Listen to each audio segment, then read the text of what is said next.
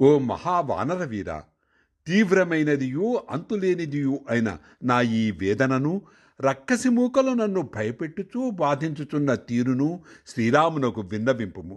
నీ ప్రయాణము హాయిగా కొనసాగుగాక. ఈ విధముగా హనుమంతుడు సీతాదేవి సందేశమును అందుకుని కృతార్థుడై సంతోషముతో పొంగిపోయాను. పిమ్మట అతడు మిగిలిన కొద్ది కార్యమును గూర్చి ఆలోచించి ఉత్తర దిశగా వెళ్ళుటకు సంకల్పించుకొనెను. 40వ సర్గము సమాప్తము. జయ సీతారాం, జయ హనుమాన్. సుందరకాండమునందలి 33వ సర్గము నుండి 40వ సర్గం వరకు గల సీతాదేవి హనుమంతుల సంభాషణము సుందరకాండమునకే ఒకటాయమానము. రామగాథకది గొప్ప మలుపు. ఈ ఘట్టమంతయు కరుణరసపూరితం. సీతాదేవి దుఃఖమును రూపుమాపి ఆశను ఆత్మస్థైర్యాన్ని కలుగచేసిన ఈ ఘట్టములోని సంభాషణా వైనమంతయు వర్తమాన మానవ సమాజానికి ఎంతో మార్గదర్శకము, స్ఫూర్తిదాయకము.